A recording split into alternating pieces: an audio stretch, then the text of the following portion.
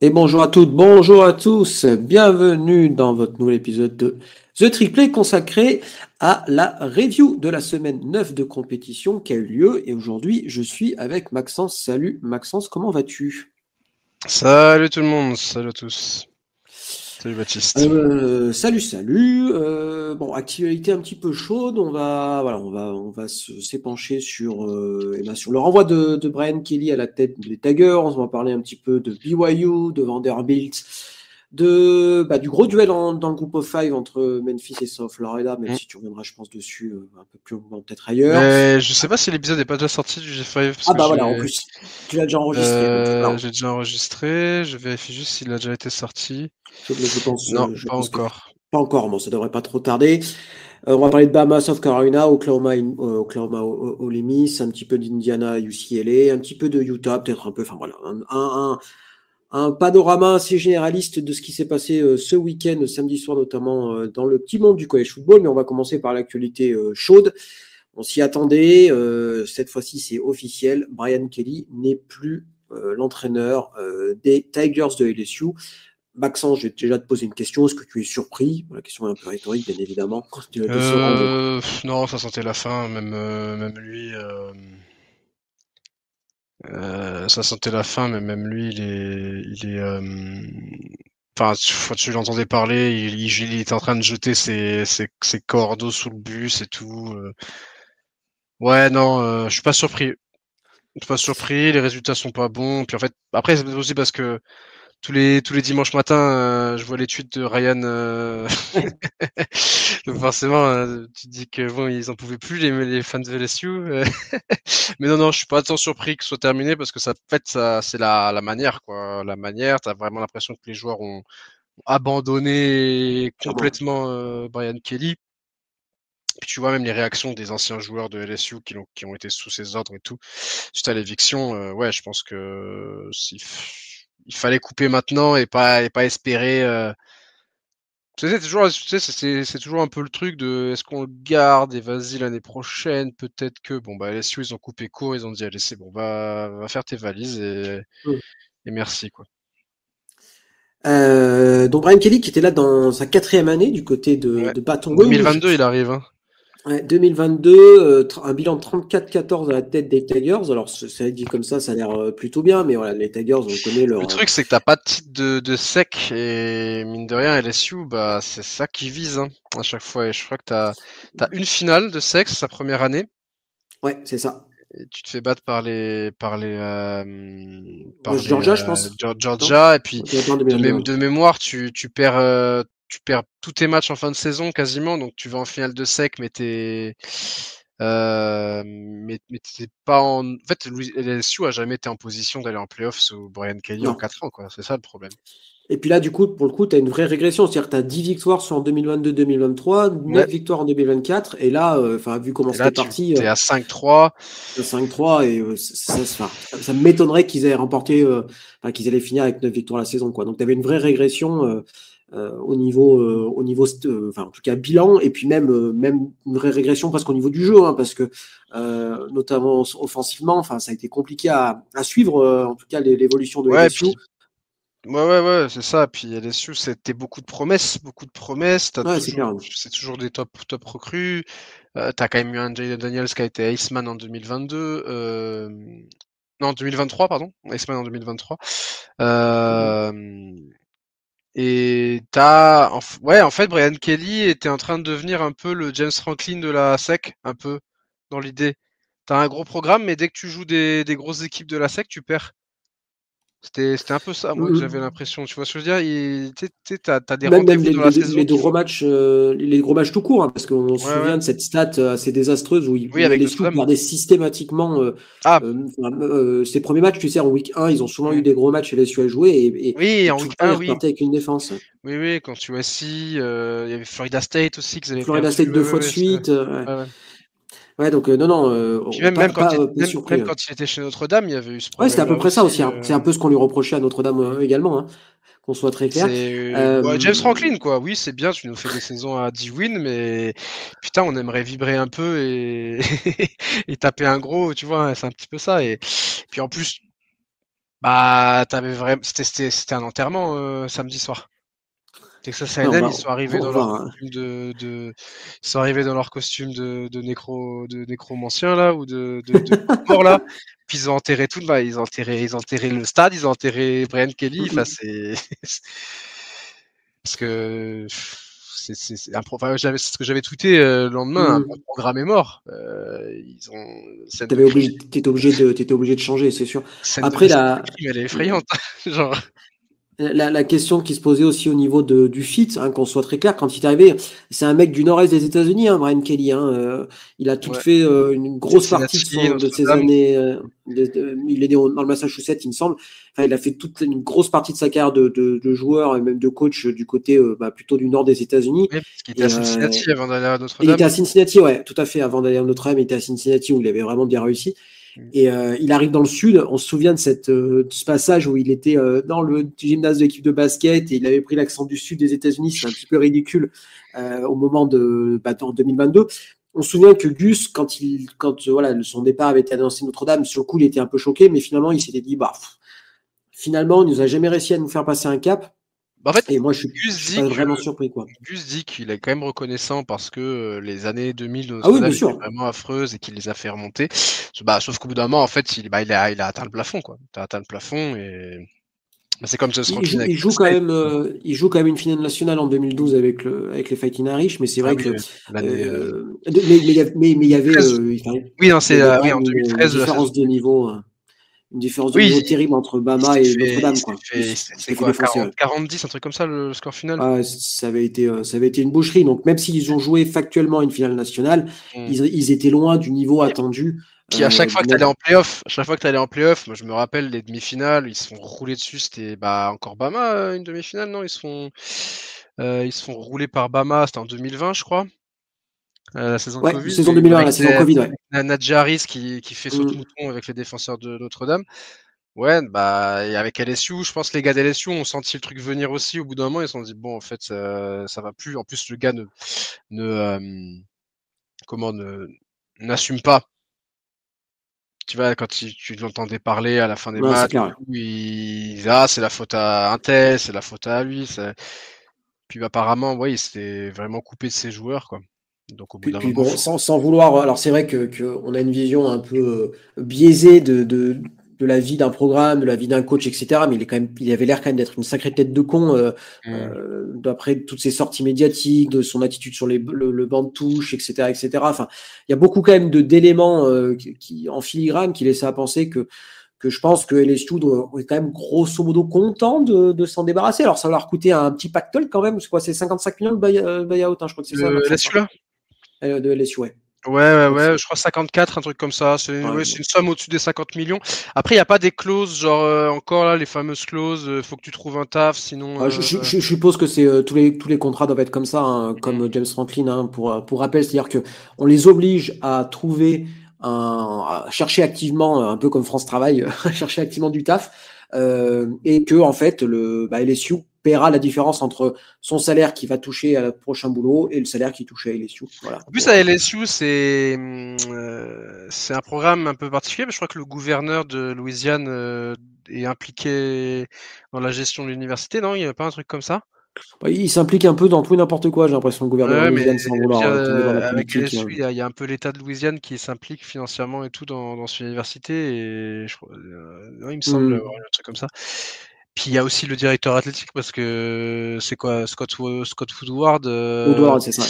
il me semble que c'était lui qui avait offert un contrat de zinzin à Jimbo Fisher à Tout à Texas fait. A&M et là ça fait 2 fois que c'est des gros flops là. Donc, donc Puis aussi mine de rien on va conclusion, commencer à... conclusion, s'il vous offre un contrat, prenez-le parce que Ouais, vous allez toucher le pactole à la sortie. Voilà, vous allez prendre cher, les médias, les gens vont vous détester, mais après vous aurez de la thune. Non, non, mais il faut voir le bon côté des choses. Mais oui, je suis d'accord avec toi, hein, on peut se poser quand même des questions. Il fait signer des contrats mirobolants au coach pour la sortie des résultats quand même pas top. Hein. Jimbo à Texas A&M, ça avait été En compliqué. fait, Jimbo, tu as eu un espoir parce qu'ils te sortent une saison, c'est laquelle là, 2021? 2020 où ils sont pas loin de jouer le college football playoff. Là. Ouais, ok, 2020. Et t'as la fameuse classe de recrutement 2022. Bien sûr, ouais. Puis tout s'est écroulé très vite derrière. Puis finalement, tu vois, Texas A&M, heureusement qu'ils ont viré. Tu vois, c'est qui fait Et je virer pense, Brian Kelly? mais c'est sûr, c'est vrai. Voilà. Mais je pense que effectivement, il voit bien. Il voit aussi que il y a le coaching carousel va quand même être velu. Hein. Il y a Mm. Florida qui est ouvert, il y a LSU qui est ouvert, il y a Penn State qui est ouvert, il y a peut-être Auburn qui va s'ouvrir. Enfin, Mm. ça T'as un fait peu beaucoup en de postes. dessous, t'as Arkansas, mine de rien, Ouais, c'est une équipe de sec. T'as ouais. UCLA, t'as Oklahoma State aussi. T'as quand même quelques programmes Et c'est pas fini. fort et c'est pas fini, ouais. Et c'est pas fini. Donc il y a quand même. C'est pas impossible que Texas soit ouvert aussi, parce qu'il y a. Oui, parce que euh, Sarkisian fait des on a, appels de phare à la NFL en ouais, ce moment. la news est tombée.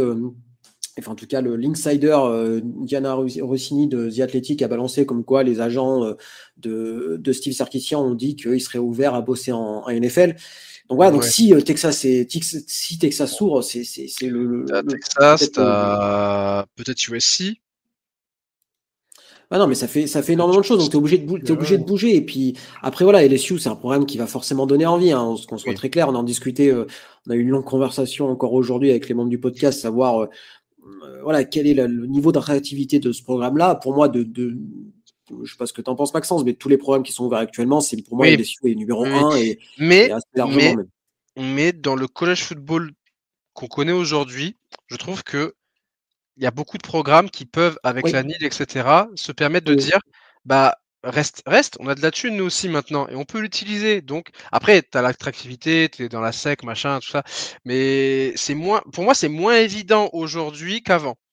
On est d'accord. Ouais, On la est d'accord. preuve, Je la suis d'accord preuve, avec toi. Kurt Signetti a prolongé à Indiana, et on aurait été il y a 5-6 ans, pas sûr que Et le gars puis, aurait prolongé, tu vois. et pas pour les mêmes sommes non plus, hein, parce qu'il y a Oui, un voilà. contrat à Parce plus de 10 millions que l'année la maintenant. discussion Enfin, donc, était venue parce que il y avait le fan d'Oregon qui disait ah on espère que Dan Lading va pas partir d'Oregon pour aller à LSU. Mais aujourd'hui, est-ce que tu vois à Oregon, tu te dis t'es bien à Oregon.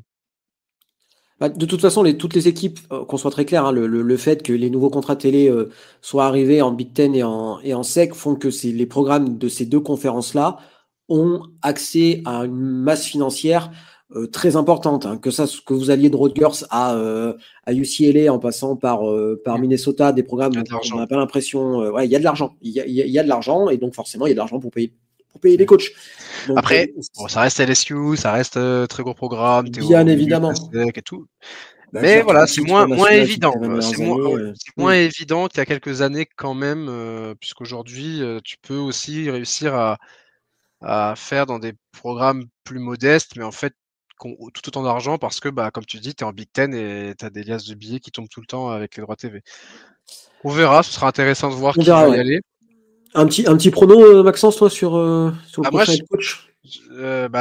John Sumrall qui est à Tulane, là, qui fait Hmm. bon taf. Après, c'est toujours ça, est-ce que tu veux partir sur un profil qui réussit en G5, mais est-ce qu'il va réussir dans le Power 4? Mais un petit John Sumrall, après, c'est un peu le choix facile parce qu'il est à côté, quoi. Il est à Tulane, il est dans l'état. Ouais. John Sumrall, sinon, ça me ferait chier parce que j'aimerais qu'il reste à Vanderbilt, mais peut-être Clark Lea, tu vois. Mais je sais pas, Clark Ouais. Lea, en fait, quand tu l'entends parler de tout ce qu'il installe à Vanderbilt, il me fait pas penser à un mec qui voit Vanderbilt juste comme une étape. Tu vois, il Hmm. a l'impression qu'il veut vraiment installer un truc dans cette équipe. Donc bon, Ouais, pourquoi pas Kenny Dillingham aussi d'Arizona ouais, State, mais bon, sûr. il est dans son alma mater, donc ça peut jouer aussi. Clark Ouais, Lea ouais, aussi, ouais. hein, donc je sais pas. Je sais pas à quel point l'impact de coacher ton alma mater peut rentrer Collège de South Florida. Ouais, tout à fait. Mais comme tu dis, quoi, est-ce que tu es prêt à prendre le risque de prendre un mec du groupe of five, quoi, Ou tu est-ce vois? que tu prends un cordeau offensif qui, tu vois, genre je connais pas les cordeaux. Colin Klein de Texas A&M, puisqu'on va parler de Ouais, match tu juste vois, après, mais je vais voilà, pas faire genre, je connais les cordeaux offensifs, mais c'est peut-être t'as peut-être des mecs comme ça qui ont du profil pour passer à être coach. Je sais pas, le cordeau c'est qui le gars de Bama là? Tu vois, par exemple, le Bama ça tourne bien, j'en sais rien, ça peut aussi être un profil comme ça, tu vois. Euh, donc on va mais c'est voir. vrai qu'on aura peut-être moins on n'aura peut-être pas voilà, un transfert du poids d'un Brian Kelly qui part de Notre-Dame à LSU, par exemple. Vous voyez, je pense que Peut-être pas, peut-être c'est pas. peut-être moins on va dire, comme tu dis, maintenant avec le Et playoff à 12 c'est ça. et les montants qui sont à peu près égaux dans chaque fac de Et chaque grosse surtout, fac, on va dire, il y a les coachs moins, en vue, enfin, l'attractivité, ouais. c'est relatif, quoi. Et surtout, les coachs en vue, ils sont en vue parce qu'ils font une grosse saison. Et quand est-ce que tu vas pouvoir le récupérer, ton coach? Parce que si tu vas, Le si ton calendrier, coach, ouais, c'est complexe. Hein. si tu veux aller chercher un Clark Lea, bon, la saison, imaginons la saison Vanderbilt, là, il paume les 2 prochains matchs. Saison finie, tu vas plus en playoff. Bon, bah là, tu peux l'appeler, machin, oui, hop, on vous attend à LSU début décembre. Mais si Vanderbilt, ils vont en playoff, bah faut que tu attendes début janvier avant que le mec se ramène. Et ça se trouve, il se ramènera pas parce que bah il allait en playoff avec Vanderbilt, tu vois. Et le fait que les playoffs se soient ouverts font que tu as beaucoup de coachs, bah ils vont peut-être répondre au tel, mais ils vont leur dire ouais mais les gars actuellement on vise les playoffs, on peut y aller, donc bah je peux arriver que mi-janvier, tu vois. Donc mine de rien, dans la temporalité d'un recrutement de coach, si tu vises un gars qui est en train de jouer les playoffs, ben ça va être différent qu'avant. Bon bah t'avais que 4 équipes qui allaient en playoff, donc bon bah plutôt que d'aller jouer le pitch ball avec ton équipe, t'étais déjà dans la prochaine, tu vois. De toute façon, de manière globale, je sais pas ce que tu en penses, Maxence, mais il y a quand même un calendrier un peu à repenser, je pense, en college Oui, oui, football, oui. que ça soit au niveau de National Signing Day, enfin, qui est posé là tout début Bah décembre. Alors c'est très bien, mais je pense que n'en avoir qu'en février, ça me semblerait plutôt intéressant, même si effectivement il faut en fait avoir la possibilité pour t'as un commencer dès la calendrier fac qui en date janvier, quoi. d'avant, qui est encore en cours, alors qu'on est déjà dans un college football moderne, tu vois. Il faut qu'il En s'adapte. fait, il y a un problème au niveau aussi de, bah, certains sont early enrollee, donc sont déjà à la fac en janvier, donc ceux-là, tu es obligé de les faire signer en amont, donc je sais pas. En tout cas, Ouais, je ouais, pense un qu'il truc à voir. faut quand même réfléchir sur ce calendrier de college football qui correspond plus à la réalité de la saison, Parce hein, que les qui se saisons sont plus poursuit les mêmes jusque. maintenant pour les équipes, parce que comme tu as 12 places, ben, tu as beaucoup de gars, leur saison se joue jusqu'à fin novembre, début décembre. Ouais, c'est Et clair. avant, bon bah ok, on pourra pas être dans le top 4, on va aller jouer un bowl secondaire. Bon bah vas-y, tu vois, je commence déjà à répondre un peu, à voir où si je peux. Tiens, il y a cette équipe-là qui m'appelle, peut-être, tu vois. Que là, il y a des mecs qui vont devoir rester focus, tu vois, rester focus jusqu'à la mi-décembre. Alors après, peut-être des mecs qui s'en foutent de rester focus avec leur équipe parce qu'ils ont toujours vu cette équipe-là comme juste un moyen de monter plus haut, mais ouais, non, ça a changé le coaching carousel et je sais pas s'il sera, tu vois, je sais pas si LSU Penn State auront leur nouveau coach début décembre. Non, mais c'est une bonne question. On va suivre tout ça, mais c'est vrai que on est que voilà, fin octobre. Oui, Il y a oui. déjà je ne sais Ça combien fait de 12 boulots jours qui qu'il a sont été ouverts. Donc déjà viré. rien que ça, hein. Mm. Rien que le fait qu'il y ait déjà beaucoup de postes libres en fin octobre, ça montre que ça a changé. Mais c'est vrai que le calendrier de ce College Football Playoff à 12 plus, parce que tu as les 12 qualifiés, mais tu as on va dire, les 4-5 équipes en plus qui auraient pu espérer jusque-là de participer. Enfin bref, c'est quand même complexe à gérer, donc on va voir ce que ça va donner. Maxence, je te propose donc de parler de ce LSU Texas A&M qui était quand même qui a été un match de college football plutôt intéressant avec un Texas A&M à deux visages, j'ai envie de dire. En première mi-temps un petit peu Ouais. compliqué, notamment défensivement, et puis un rouleau compresseur en deuxième période où ils n'ont rien laissé passer, notamment défensivement, à Nussmeier et la bande. La victoire 49 à 25 hein, du côté de LSU de nuit. Enfin, Texas A&M a frappé fort. Je sais pas ce que tu en penses, toi, Ouais, Maxence, mais ouais, c'était un rendez-vous important pour les deux équipes. Texas A&M qui était invaincu dans le top 3, très gros déplacement. Et ils se sont adaptés. Ils se sont adaptés parce qu'ils terminent la mi-temps, ils sont à -4. Et sauf qu'en deuxième mi-temps, il n'y a qu'une équipe qui est revenue. Et c'est ça qui est terrible pour les Tigers parce qu'ils arrivent à revenir en fin de première mi-temps, à repasser devant, mener de 4 points. Et en deuxième mi-temps, il y a eu ce gros drive de Texas A&M là, qui a duré, ouais, tu vois, 56 yards, 9 plays, 4 minutes 19 où ils marquent derrière. Derrière, tu as un two and out. Two and out de toute façon, ils les ont éteints. et punt Ouais. return. Et là, en fait, tu rentres à la mi-temps, tu as plus 4. Tu te prends un très bon drive de Texas A&M et derrière, two and out suivi d'un punt return. Les mecs ont baissé les bras d'un coup. Genre l'attaque, l'attaque ça fait depuis le début de saison que on se demande s'ils ont des bras. Et là, par contre la défense, qui est la grosse satisfaction des LSU cette saison, ils ont lâché. Les mecs ont, je crois que dans les têtes ça se voyait quoi. Ça se voyait que les mecs. Ils ont quand même encaissé 35 points en Ouais, deuxième ouais. mi-temps, hein. Je veux dire, je sais pas si Mmh. je que j'ai pas de stats, mais j'ai pas le souvenir d'avoir vu une équipe de LSU encaisser 35 points en 30 minutes. Mmh. Et puis tu avais l'impression, je sais pas si, enfin, comme tu dis qu'ils avaient complètement lâché en fait et que qu'ils y ont... croyaient et que en fait les 14 points encaissés voilà, en l'espace de 30 secondes, le temps Ouais, entre le c'était TD terminé et les quoi. punts, ouais. Puis la défense, je pense la défense, tu sais, au bout d'un moment, tu défends de fou, tu stoppes les mecs, tout ça, machin. Puis tu vois ton attaque qui arrive pas à scorer, bah les mecs, et ça fait depuis fin août. Je pense que les mecs ont lâché. Et en plus, Texas A&M c'est bien adapté. Ils sont revenus avec Ouais, c'est clair. d'autres ambitions sur la deuxième mi-temps. Marcel Reed, c'est Deux TD, deux interceptions. D'ailleurs, il balance une interception. Les deux inters, elles sont dans le second quart-temps. Après, il a fait une deuxième mi-temps, il était prof, tu vois. C'est clair, parce que moi je me dis putain, surtout la deuxième là qui balance, non la première pardon, qui balance alors qu'ils sont à quelques encablures marquées quoi. Et il fait un super drive et il balance une merde interceptée. Et puis là, je me dis oh putain, je la sens mal derrière re-interception. Je dis putain c'est bon, c'est fini Texas A&M. Enfin tu vois, et puis derrière bam, ça se remobilise en deuxième mi-temps et puis ce rouleau compresseur en attaque. C'est vrai que si on met de côté ces deux interceptions, pardon, Marcel Reed il fait vraiment un match propre et puis. Ils ont eu aucune réponse sur son jeu à la course, en fait, la défense de Et ça, c'était le LSU. problème de LSU depuis des années, sous Brian Kelly. Rappelle-toi, à chaque fois qu'il jouait Bama et Jalen Milroe, il fallait le prendre en fantasy cette semaine-là. Et puis c'est réel, il faisait que le tir. Hein, qu'ils n'arrivaient pas, ils n'arrivaient pas à défendre contre les QB mobiles comme ça, tu vois. Et il leur a roulé dessus parce qu'il fait 202 yards à la passe, il en fait 108 à la course en 13 portées. Plus de touchdowns. Non, Marcel Reed, très gros match de sa part. Moi, j'aime beaucoup ce joueur, franchement. J'aime bien ce profil de joueur, tu sais. On dirait une brindille parce qu'il est vraiment pas. Tu sais, on dirait une brindille, mais putain, il se déplace, il est smooth dans ses courses.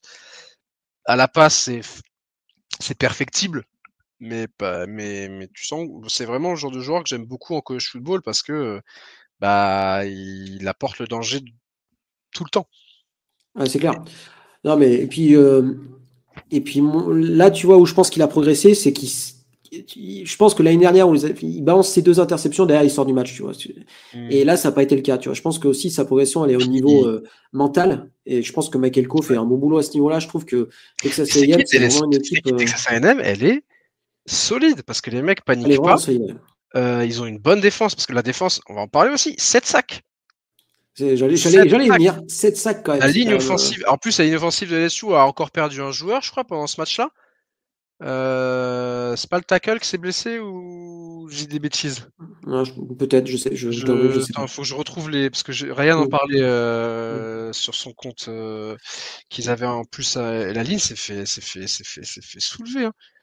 Il y a eu 11 tackles for loss et 7 sacs. Alors c'est vrai qu'en college football, un sac compte pour un tackle for loss, mais ça vous donne la portée de la puissance défensive de Texas A&M. Alors c'était surtout en deuxième période, hein, ça qu'on soit très clair. Mais voilà, cette équipe des Aggies, moi c'est surtout ce que je trouve. Elle a peut-être pas dominé les matchs comme Indiana l'a pu le faire, par exemple, pour comparer, mais elle a parfois été en difficulté. Et à chaque fois qu'elle était en difficulté, elle a réussi à surmonter ses difficultés pour passer outre. Et je pense que ça, c'est important tout au long d'une saison, en fait. C'est un peu. Quand t'as pas été dans les difficultés, la première fois que la montagne s'élève, c'est peut-être un peu compliqué à gérer, tu vois. Et Texas A&M, ils ont pas fait que des victoires clinquantes. Et je pense que tout ça, ça va leur servir. Moi, résilients. Ils ont pas cette espèce d'arrogance. Enfin, cette équipe n'a pas cette espèce d'arrogance que les Aggies dégageaient un peu les années précédentes. Tu vois, c'est une équipe qui est dure au mal. Tout le monde applique. Tu vois, ils sont tous derrière Michael Coe et il y a, je sais pas comment expliquer ça, mais parce que c'est vraiment que là pour le coup c'est très subjectif hein, ce que je vais raconter, ça se trouve, mais elle sait où elle veut aller cette équipe. Tu vois. Mais je suis d'accord avec toi. Elle sait où elle veut aller. Il y a personne qui parle plus qu'un autre. Il n'y a pas de bling bling. Ils sont tous derrière Michael Coe. Michael Coe, il a vraiment la main sur son groupe, tu vois. Où Brian Kelly, il ne l'avait plus. Tu vois, c'était criant, tu vois. Et donc, moi, paradoxalement, elle me fait penser presque un peu à une équipe de Georgia, tu vois, un peu clinique, un peu. Je vois, grosse défense mais avec plus d'options à la passe, par contre. Ouais, mais tu vois, un peu dans ce qu'elle dégage en mode, tu vois, on est là, on fait le taf. Et ce côté un peu force tranquille d'une certaine façon, tu vois. Ce qui est un peu bizarre avec Texas A&M parce qu'en général, on s'attend plutôt à des trucs, des hauts et des bas en fait tout au long de la saison avec des grosses performances parce qu'il y a plein de joueurs talentueux, des matchs où ils ont complètement paumé. Et vraiment, pour l'instant, on a vu que, enfin, en tout cas, il n'y a pas eu de très très haut, c'est-à-dire que la victoire contre Notre-Dame, par exemple, c'est une victoire à l'arraché. La victoire contre Arkansas il y a 2 semaines, c'était une victoire quand même très à l'arraché. La victoire contre Auburn, c'était pas très beau. Enfin, tu vois. Et Ils lâchent pas, malgré ils sont ça, là. ils lâchent pas. Ouais. Ils sont là. Et moi, je suis vraiment hyper confiant. Tu vois, il leur reste plus que 4 matchs, donc 2 un peu compliqués, un déplacement à Missouri et un déplacement à Texas. Ouais. Mais tu vois, ils sont, enfin, je veux dire, une seule victoire dans les 3 derniers matchs de SEC et ils sont en playoff, quoi. Enfin, Pour moi, ils sont déjà en playoff. Parce que même avec 2 défaites, oui, je suis d'accord avec toi. le comité va les rentrer. Ouais, moi je suis d'accord. Alors, il leur reste donc à Missouri, South Carolina à domicile, Samford, donc une équipe FCS à domicile, et déplacement à. Le petit match spécial contre une FCS en dernière semaine. Et puis, ouais, et puis même, tu vois, et puis, enfin, ça va, déplacement alors, Missouri est une équipe sympathique, mais Texas A&M, je pense, peut aller chercher la victoire là-bas et aller chercher la victoire à Oui. Texas. C'est largement dans les corps de cette équipe-là aussi. Donc, Ils ouais. peuvent finir en 12-0, hein, ça c'est clair. Hein, donc, ils ont eu la chance, entre guillemets, d'éviter Alabama, Georgia. Bama, d'éviter Georgia. Donc, voilà. Mais bon, LSU, on les voyait Vanderbilt peut-être plus aussi. haut. Texas, on les voyait peut-être plus haut. Enfin, tu vois, donc, bon, le calendrier sur le papier n'était pas très simple. Mais Non, ils s'en ont sortis, quoi. mais tu vois, il y avait le déplacement à Notre-Dame quand même qu'il fallait gérer. Après, le reste du C'est calendrier sec, c'est vrai que tu regardes. Bon, c'est vrai qu'ils ont un calendrier mais ils ont géré leur match. Ils sont invaincus et bon, bah, on arrive quand même à la week 10, donc il n'y a plus beaucoup d'équipes invaincues dans le pays. Et puis, Il n'y en a plus que 2 en sec. ils dégagent une impression de. Bah, les mecs savent où ils veulent aller et ça tourne bien. Marcel Reed ne ne perd pas sa confiance, tu vois, malgré les 2 pics, bah, tu vois, la réaction en deuxième temps. Puis l'équipe s'est adaptée. Ils ont plus fait courir, ils l'ont fait plus courir, Marcel Reed, dans deuxième Ouais, mi-temps. tout à fait. Ouais, c'est ça. Ils se sont dit, OK, on va moins te faire lancer, hop, prends confiance au sol. Ils ont fait courir beaucoup de monde sur ce match-là, Texas A&M. 40 courses en tout, 224 yards, tu vois, donc au sol, ils ont été là. Au niveau des receveurs, ils ont des mecs qui sont montrés, tu vois. Ashton Bettel-Roman, là, le catch qu'il fait. T'as Casey Conception qui fait un gros match. Très jolie réception. Ouais. T'as Mario Craver qui fait toujours des matchs sérieux, même s'il a été un peu moins en vue, mais c'est la target numéro 1. Ils ont une équipe, Texas A&M, qui, franchement, je les mets dans les. Bah, est-ce que c'est le favori pour le titre national actuellement, tu vois? C'est une bonne question. C'est une vraie bonne question. Ouais, tu vois? Parce Pour moi, ils sont. Indiana est monstrueux, Indiana est fort, mais il y a toujours ce truc de est-ce qu'ils vont tenir jusqu'au bout, Ouais, tu mais vois? enfin, je veux dire, cette remarque-là, tu peux la faire sur Texas A&M Je aussi. vais faire aussi sur Texas A&M, c'est vrai. En tout Parce cas, que, ils sont dans les prétendants là. Maintenant, ils ouais, peuvent c'est plus clair. se De cacher. toute façon, là, tu peux plus te clasher, c'est clair, avec Ohio State et Indiana, hein, ça fait partie voilà, des équipes invaincues. Bon, il y a BYU, bien évidemment, on Qui les montent en oublie pas, et puissance, on en Georgia Tech, quoi. reparlera, hein.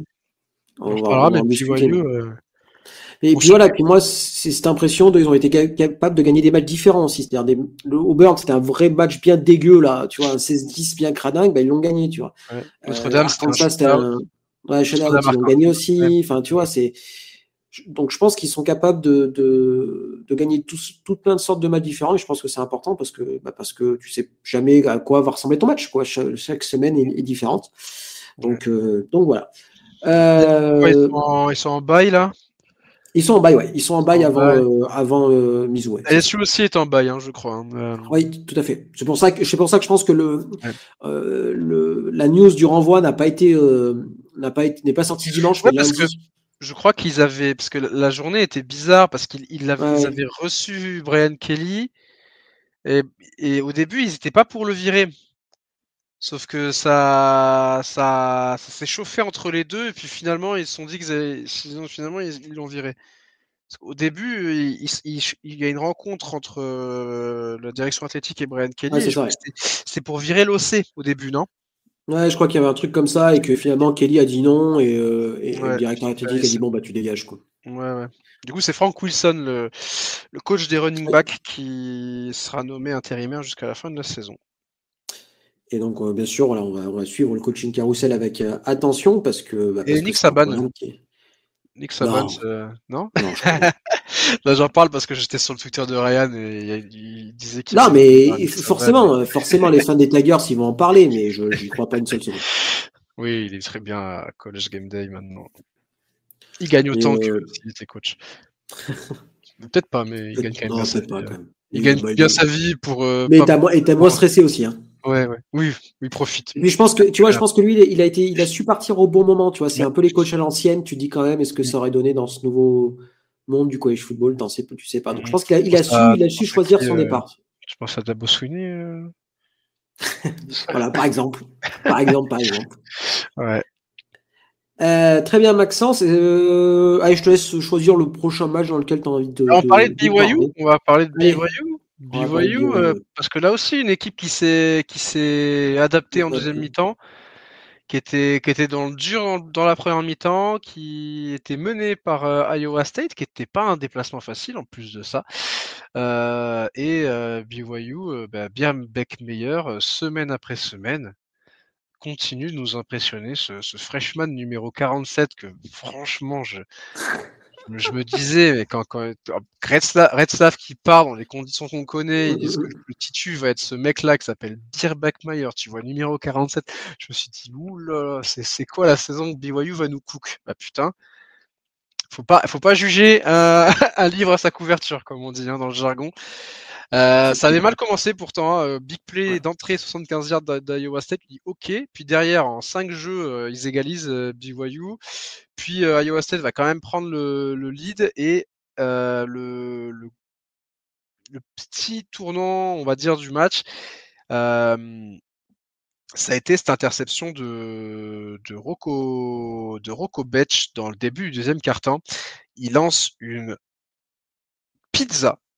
Vraiment, alors qu'il avait été ultra précis, je crois qu'il est à 10 sur 12, 137 yards, 1 TD sur ce début de match, il est en rythme, machin truc.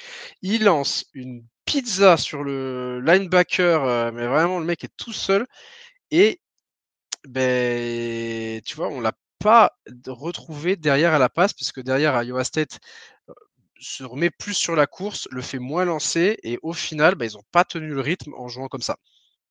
Là où BYU a souvent attaqué dans les zones intermédiaires au niveau des passes, Beckmeyer a souvent trouvé ses receveurs seuls entre les zones d'Iowa State. Il s'est bien adapté sur ses lectures de défense au fur et à mesure. Il a continué à réussir à trouver ses receveurs.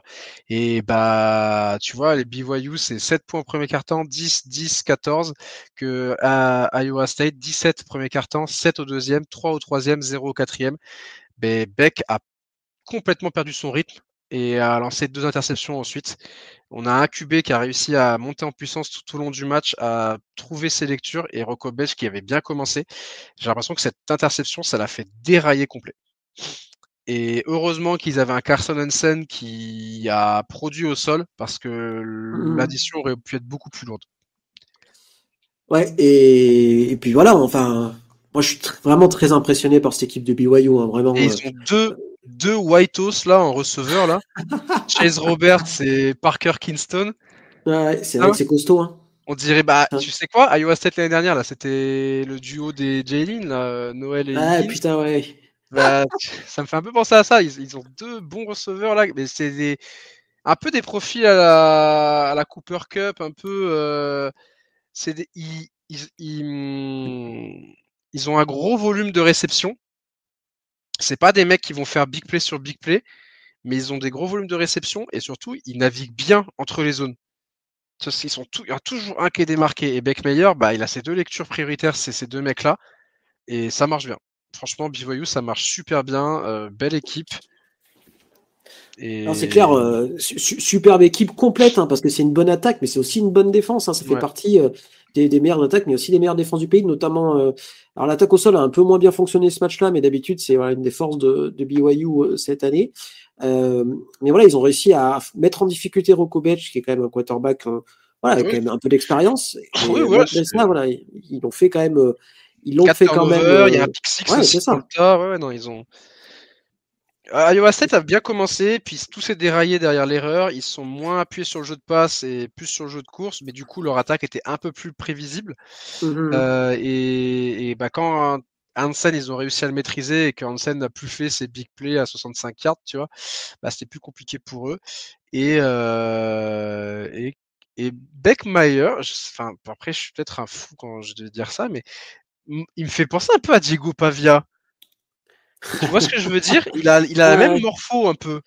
ouais, ouais. Et puis C'est un même peu, il est pas enfin, je sais pas s'il est grand, il est pas très grand. Ah si, quand même, il fait 6'2", mais il fait un peu carré et tout, tu vois, capable de il prendre. fait, il fait pas très grand parce qu'il doit être derrière la grosse ligne de BYU, c'est Ouais, pour ça mais aussi. Donc, je sais pas, quand j'ai regardé le replay de BYU Iowa State, je me disais, je sais pas, je me suis dit, putain, il me fait penser à Diego Pavia. Peut-être parce que je suis et puis bon, obsédé ça par fait. Diego Pavia, mais... Et puis ça fait partie de ces belles histoires du college football Mmh. aussi. Hein. Je veux dire, tu Ouais, récupères le poste toujours avec de mon frère. quarterback, voilà, un peu comme ça au Mmh. pif, quoi. Reslaf voilà, qui se fait virer du programme pour des affaires de mœurs. Ouais. Ouais, et en fait, finalement, tu te dis, bah, est-ce que BYU aurait été aussi fort avec Retzlaff, quoi, tu vois? Tu pourrais presque te demander, quoi. On pourrait presque se demander, ouais, c'est vrai, c'est vrai, c'est vrai. Ouais. Avec son frère Parce que Tiger, c'est Beer vrai et qu'il y a eu quelques réceptions. mmh, Parce que voilà, et il faut quand Darwin. même se dire que ce mec-là est true freshman, hein, Ouais, Backmeyer. ouais, ouais, Il n'est pas ça redshirt freshman, c'est vraiment sa première puis année. puis ça doit Et pas être un c'est seulement un 3 étoiles, quoi. Je veux dire, oui, c'est voilà ce pas que un j'allais dire, quelqu'un. c'est pas un gros, après, est-ce que c'est un true freshman, à la sauce BYU? C'est-à-dire, je suis allé Non, faire non, une mission. il a pas fait deux. Je crois pas qu'il ait fait 2 ans. Je crois pas qu'il ait fait 2 ans Non, oui, c'est vraiment un de true freshman, mission. ouais, je suis en train de En fait, regarder. par contre, il était Ah, enrôlé il est En catholique, fait, il est pas mormon, il est catholique, c'est pour ça, il a non, pas non. fait la mission. Et pour la petite anecdote, il avait d'abord signé avec Stanford. Mmh. Il avait signé avec Stanford, sauf que, Putain, bien joué. euh, Franchement, il a bien fait.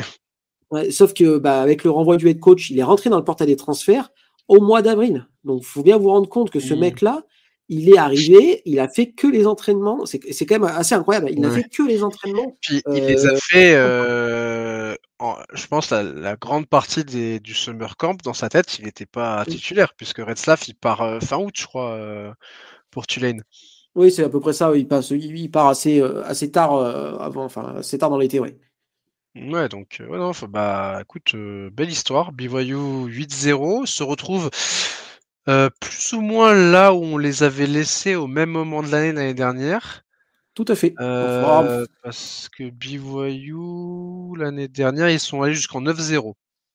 Et après, ils ont perdu contre Kansas puis Arizona State. là, c'est la première fois de l'histoire du programme où ils font 2 saisons de Back suite to à back, 8-0 au départ. ouais. Et, Ouais. euh, et Puis mine de rien, ils sont. il y a une grosse, il y a un gros engouement autour du programme en ce moment, hein, parce que ça Ah enchaîne bah de bien toute les façon, saisons et tout. voilà, il faut quand même vous rendre compte que BYU, c'est un programme où il y a énormément d'argent. Et ça, Mm. il faut quand même bien vous rendre compte. Ça, c'est Et que, c'est, l'université de l'église hein, de Mormon. et que ça fait partie de ces programmes pour qui la réforme de la NIL a vraiment été voilà, une très très bonne chose. Bah, ils ont un Euh, 5 étoiles là, QB 5 étoiles là, qui ah va ouais. arriver après sa mission là. Comment il s'appelle? Il fait sa mission d'un an et quelques là, et après il arrive à BYU. Et puis pour parler, la saison de basket va reprendre Ils ont numéro un de, ouais, tout à fait. AJD AJ Bansa, Bansa, ouais. qui est l'un des meilleurs, voire le meilleur joueur de sa classe. C'était le numéro un de la classe ouais, de recrutement en basketball. Il y a une grosse classe au niveau du basket. Il y a Darren Peterson qui est à Kansas et Cameron Boozer qui est à Duke, là, qui sont à peu près tous les trois du même niveau. Enfin, moi, je suis pas scout basket, encore moins que scout au football américain. Donc voilà.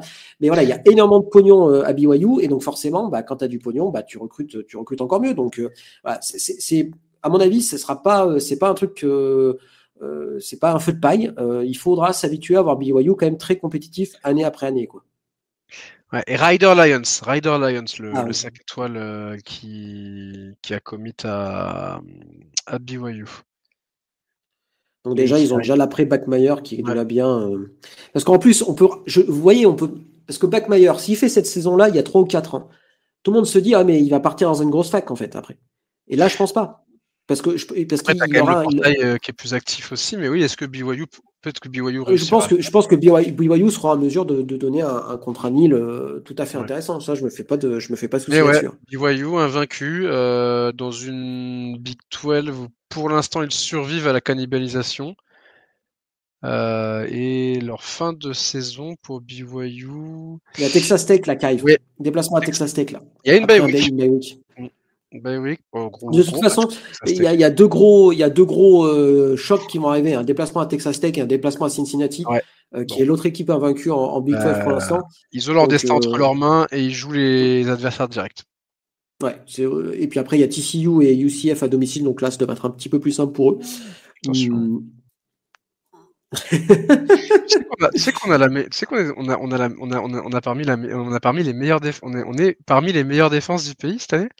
Au niveau attaque, ça donne quoi par contre? C'est pas fou, mais avec Alex Rich, monsieur, on est dans le top 15 des Non, meilleurs, on est dans le top 15 des meilleures défenses du pays. est-ce que tu veux que je fasse une note tech un peu, on est entre nous, Maxence, là. Vas-y. Je pense qu'Alex Grinch est moins mauvais que ce qu'on veut nous faire croire. Voilà. Ah bah en tout cas avec UCF cette année, la défense c'est pas le problème, c'est l'attaque le souci. Mais non après je fais une blague, mais en vrai on n'est pas aussi mauvais que ce que je m'attendais en défense, donc c'est une bonne nouvelle. Mais après oui, le déplacement BYU, Putain, la fin de calendrier pour vous, c'est pas simple. Bon, il y a Baylor, mais après il y a Houston, Texas Tech et BYU. Bon courage. Puis on Bon a courage. Oklahoma State aussi. Ouais, mais là, c'est la petite win gratos, ça. Pour aller jouer à ball. C'est ça. Mais ouais, mais non BYU c'est solide, c'est solide. C'est très solide. Par contre, très rapidement sur Iowa State, je trouve que c'est un bon résumé de la saison. Je sais pas ce que tu en penses, Maxence, avec, tu vois, tu penses que ça part bien, et paf, ça se casse la gueule, quoi. Ouais, ça s'est écroulé d'un coup. Alors, ils ont commencé leur saison avant tout le monde et ça avait bien commencé et ça s'est déraillé. Ouais, Ouais, parce que là. c'est 3 défaites de suite. Hein. Ils commencent en 5-0 avec notamment, on se souvient de cette victoire à l'arraché un peu contre Iowa dans El Hasico. Donc, et puis derrière, défaite à Cincinnati, une défaite à Colorado un peu honteuse, hein, qu'on soit très clair quand tu vois la gueule de Colorado à l'heure actuelle. Donc tout était bien parti pour les Cyclones et bah, patatras. On avait quand même des grands espoirs pour eux. Le problème, c'est que Rokobec, je trouvais un petit peu en dents de scie. Je sais pas ce que tu en penses, toi, Maxence. Et on s'attendait quand même à un autre niveau de sa part. Et ce qu'on avait, ce que j'avais, c'était à qui que j'avais fait la preview d'Iowa? On l'avait fait ensemble, non, non. On l'avait fait ensemble, je crois. Il me Il me semble, oui, semble, oui, c'était Kansas c'était Iowa State. Tu te rappelles ce qu'on c'est avait ça. dit? Ils avaient quand même à remplacer au niveau des receveurs. C'est vrai, Et c'est vrai. ça délivre beaucoup moins là. Les receveurs d'Iowa State, c'est beaucoup moins ça cette année sur la durée, tu vois. Donc on va voir. Est-ce que Matt Campbell va trouver la solution pour accrocher un ball et finir autour des, Oui, des je 8, pense, des 8 quand même victoires, accrocher tu un vois. ball. Je pense accrocher un ball, ça devrait le faire. Là, bah, ils ont le dernier match chez nous, donc ça devrait être une victoire. Voilà, bon, la 6e. Puis t'as Kansas à domicile. C'est quand même. Voilà, Les Robins des Bois de la. je Vous pense que donnez ça des victoires à devrait. tout le monde, mais vous prenez rien. Et nous, on est, voilà, nous on donne. Nous. Tu vois, Des bons on est samaritains. on est un des milliardaires après la loi Zuckman, l'attaque Zuckman, nous, on file. Y a pas de souci. Le ruissellement. Ouais. Ok, Pour rester vite fait dans la Big 12, vas-y, ça, vas-y. on enchaîne. Un petit mot rapidement sur Texas Tech. Ouais. Du coup, c'était quoi l'objectif? Toi, tu disais qu'il fallait Bah, qu'il. le spread, quel objectif, c'est de couvrir le spread. Bah, ça n'a pas été couvert, malheureusement. Ouais, Le spread était 36 points, 42-0, mais une mauvaise 42-0. nouvelle pour Texas Tech. Ouais. Avec la blessure de Will Hammond, le backup de Behren Morton. Donc Behren Morton est blessé. Est-ce qu'il va revenir rapidement, Behren Morton? T'as des nouvelles ou pas? Bah, moi, tu vois, je m'étais dit, à mon avis, il sera titulaire le match prochain. Là, ils n'avaient pas besoin de le faire jouer parce que bah, c'était contre nous et que voilà, même avec, à mon avis, un Walcon en QB, ça passait quand même. Mais quand même, Morton, il est quand même souvent blessé. Ton QB2, il est plus là. Ouais, parce que Hammond est out pour la saison. Morton Ouais, revient pour le match contre Kansas State. Mais effectivement, ça fait déjà 2 fois que Morton s'est blessé dans la saison et il a déjà loupé 3 matchs, je crois. c'est ça. Si on prend la mi-temps contre Utah et les 2 matchs qu'il vient de louper, ouais, 2 matchs et demi. Donc ouais, à surveiller la situation des QB du côté de Texas Tech. Ouais, surtout bien Texas State là tout de suite. On va voir ce que ça va donner, mais à suivre quand même. Alors, je vais faire un peu mon rageux, mais j'ai pas été très impressionné par Texas Tech, pour être tout à fait honnête avec vous. Alors, il y a 42-0, hein, il n'y a pas de souci là-dessus. Mais on leur file beaucoup de points, hein. Ils mettent 28 points en première mi-temps. Il y a 21 points qui sont donnés, hein, parce qu'il y a, franchement, chaque semaine, Oklahoma State me donne envie de me pendre encore plus que la saison, la semaine d'avant. Enfin, là, pour le coup, tu te rends compte, on fait kick-off, touchdown de Texas Tech. Derrière interception, pick six ou je sais plus quoi, et nouveau punt return. Enfin bref, un début de match calamiteux. En fait, tu leur files 21 points, presque gratos. Donc voilà, donc après, ils ont déroulé, qu'on soit très clair. Mais cette attaque, je pense que l'attaque de Texas Tech, il faudra que Meren Morton revienne assez vite, parce que sinon, Mais il revient là, euh, pour le match. donc on verra ce que ça donne. Mais ouais, il y a quand même du talent, hein, du côté Texas Tech, mais je les ai peut-être vus un peu trop beaux. Et voilà, peut-être qu'il leur manque une ou deux pièces du puzzle, tu vois, pour être vraiment hyper compétitif. Ok. On parle de Utah. Ouais, Ouais, juste rapidement, Cincinnati, toujours ouais, pardon. invaincu, victoire très solide, Ouais. 41-20. Là aussi, c'est une équipe qui est très surprenante et qui continue d'impressionner tout simplement. Victoire 41-20 contre Baylor. Et tu veux nous parler de Utah? Bah, Utah qui a mis une branlée, hein, j'ai pas Ah d'autre oui, terme, oui, contre Colorado. à Colorado. Ils avaient quoi, moins 13 yards à la mi-temps, Euh, les Buffaloes, un truc comme moins ça, je crois, ou 17. moins 16. Ouais, enfin Ouais, bref, un truc c'était. comme ça. C'était un carnage absolu. Ils leur ont roulé dessus. Le match était à Utah, victoire 53-7, sachant que c'était quoi le score? Il y avait 17 points au premier quart-temps, 26 dans le deuxième. Ouais, l'essentiel du score avait été, ouais, il y avait 43, ouais, 43-0 à la mi-temps et il y avait quelque chose dans les 200 et quelques yards pour Utah première mi-temps et ouais, moins 17 pour Colorado. Enfin, c'était moins 17 sur une mi-temps, mais c'est terrifiant. Est-ce qu'on parle un peu de. Avec le backup, même pas. Enfin, je veux Oui, dire avec c'est le ça. backup. Je crois qu'il faut rentrer. Ouais. Bird Flickin assez Mais non, parce rapidement que dans le match, hein. non, mais même pas. Il a même pas joué Devon Dompierre. Ah, il était questionable, effectivement, et il n'a Ouais, pas il a dû même pas jouer. joué. C'est Bird Ficklin qui l'aura roulé dessus. Donc voilà, Utah qui du coup a 2 QB dual threat. Ouais, tout à fait, ouais. Ça Nouveau truc à change Utah, de quoi. ouais, Ouais. ça change de Cameron Rising. Voilà, et là du coup la surprise en Big 12, enfin en tout cas l'upset en Big 12, plus qu'une surprise, c'est Houston qui a battu Arizona State 24-16 dans un match où les refs ont apparemment été absolument horribles. Il y a une pétition qui circule pour enquêter sur les arbitres de Big 12. C'est pas une blague. Il y a eu une photo où tu les vois review, mais il y a rien sur l'écran, genre écran bleu, et ils prennent une décision derrière. Des calls fantômes appelés en faveur de Houston, genre des blocs dans le dos, alors que il y a rien. Enfin, bref, Arizona State qui s'estime lésé dans ce match-là face à Houston. Après, je vais pas faire l'acteur, c'est ce que j'ai lu, j'ai pas vu tout ce qui s'est passé, donc je sais pas si Arizona State abuse ou pas, mais en tout cas 12 pénalités, 76 yards pour Arizona State, 7 et 50 pour Houston. Houston qui a eu chaud en fin de match, puisque Arizona State est en train d'amorcer un comeback, mais Houston qui repart d'Arizona State avec la victoire. Les Sun Devils ne reviendront pas en finale de conférence, ça C'est paraît sûr, ouais. mort, Pas et par contre sûr, non, mais compliqué, oui. ouais. Et les Cougars, eux, sont toujours en route. Qu'une seule défaite cette saison contre Texas Tech. Mine de rien, les Cougars, bon, dans ce match-là, on peut dire qu'ils ont peut-être eu un petit coup de pouce de l'arbitre, mais voilà, Connor Wegman, C'est costaud, hein. Tanner Koziol aussi, qui était un des Titans les plus en vue de la MAC l'année dernière du côté de Ball State, il y a un beau duo QB Titan là dans cette équipe. Ah, c'est une équipe qui fonctionne bien à Houston, hein, franchement. Ouais, belle surprise parce qu'on pensait vraiment que cette équipe allait plutôt dans la deuxième moitié de la Big 12. Mais Ouais, bon, de toute façon, ventre mou, ouais, c'était ce il y a qu'on des s'était surprises dit. tous les ans en Big 12. Ouais, c'est clair. De toute façon, on est bien d'accord. Une année n'est surtout pas, la vérité d'une année n'est surtout pas celle de la suivante. Est-ce qu'on retourne en sec, Ouais, Maxence, ou on fait, ouais, on retourne en sec. On va on re- parler, bah, tu veux peut-être parler de de qui sinon? ton. J'allais parler un peu de la Big Ten On peut pour parler de la Indiana Big Ten. UCLA. Ouais, Vas-y, parce on que peut de toute façon, parler il de y la a Big pas mal Ten. d'équipes qui étaient en bail. State était en bail notamment.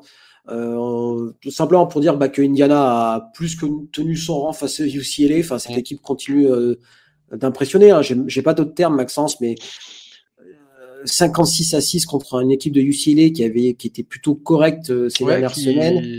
qui était, ouais, qui est franchement impressionné depuis le changement de coach avec Tim Skipper aux manettes et Eisenreich, l'OC, bon un nom Ouais, comme ça. Mais là, Indiana, ils ont fait ah ouais, vous êtes en forme. Ah ouais, ouais, c'est vous êtes ça. en forme. Bon bah allez, hein. Ça, va t'asseoir. Hop, c'est pas fini là. Hop, va Et t'asseoir. puis, et puis d'entrée de jeu, quoi. Je veux dire, Ouais. ils ont mené 7-0 au bout d'une Ça veut minute, dire que le t'avais match, 14. on est très rapidement passé à un autre match. Ouais, non, c'est exactement ça. Ils ont dominé la tête et des épaules. Et je pense que c'est aussi la force des grandes équipes aussi, hein, c'est de se rendre le match facile d'être après en gestion tout au long du match. Donc voilà, moi personnellement, je les mets numéro un du pays. Mhm. Voilà, si on me Ça demande, hein, s'entend. je pense que Ça s'entend carrément. euh, parce que voilà, enfin, qu'on soit très clair, il n'y a aucune autre équipe dans tout le monde du college football qui a une meilleure victoire que celle d'Indiana sur le terrain d'Oregon. Je répète, sur le terrain d'Oregon, de 10 points. Mm. Ils ont écrasé tout le reste. Et voilà, si on peut s'amuser à faire au jeu de comparaison, bah, ils ont écrasé Illinois alors que Ohio State a eu un peu plus de difficultés, par exemple. Donc voilà, donc Ouais, moi, pour ouais. moi, Indiana, à l'heure actuelle, la meilleure Mm. équipe du pays. Mais bon, voilà, on sait que la vérité d'octobre n'est pas forcément celle du mois de janvier et qu'il n'y a que celle de janvier qui Qui compte, compte. ouais. Mais ouais, ouais, Est-ce que puis tu as. Indiana en plus qui a une fin de calendrier, Oui, ça va être tranquille. Hein. c'est facile parce que du coup le déplacement à Penn State n'est plus n'est plus vraiment un gros match actuellement. Donc ouais non Indiana, je te rejoins dans la discussion. Je sais pas si je les mets forcément meilleurs, mais en tout cas c'est top. Si vous me les enlevez du top 3, va vraiment falloir me sortir des arguments, quoi. Il n'y y a aucun argument. Enfin, il n'y a aucun argument pour ne pas avoir Indiana dans le top 3 à part du délit de sale gueule sur le fait du nom du programme, hein, qu'on soit très Ouais. clair. Mm, mm. Euh, Rapidement, les autres résultats en ouais, Big Ten, vite fait. bon, on a eu Oregon, ouais. Washington Washington qui qui tape upset. Illinois. Mm. Ouais, qui tape Illinois. Je suis pas vraiment surpris. Hein. Cette équipe de Washington, elle est quand même assez surprenante. On en parle peu, mais offensivement, ça fonctionne très bien. Hein. Ouais. Le seul souci, c'est qu'ils ont raté leur rendez-vous contre Ohio Et State ouais, et Michigan, et du coup, les et gens Michigan. dévaluent vachement cette équipe, alors qu'elle mériterait quand même d'être dans le top 25 pour moi. Moi, c'est surtout le Michigan, hein, parce que je pense que c'était une équipe qui était vraiment à leur portée. Et enfin, j'avais regardé le match, enfin, ils sont un peu tirés une balle dans le pied. Je les ai trouvés vraiment moins, notamment offensivement, vraiment très plus compliqués. Alors, crédit à Michigan, bien évidemment, hein, d'avoir su arrêter une très bonne équipe de Washington. Et autant Ohio State, genre, on veut pas trop, autant Michigan, voilà, je pense que ils peuvent avoir des regrets sur ce match-là, parce que je pense qu'effectivement, bah, on peut dire simplement l'une des meilleures attaques du pays, ou en tout cas une des meilleures attaques de la Big Ten, ça c'est quasiment sûr. Mais en tout cas, moi, c'est une équipe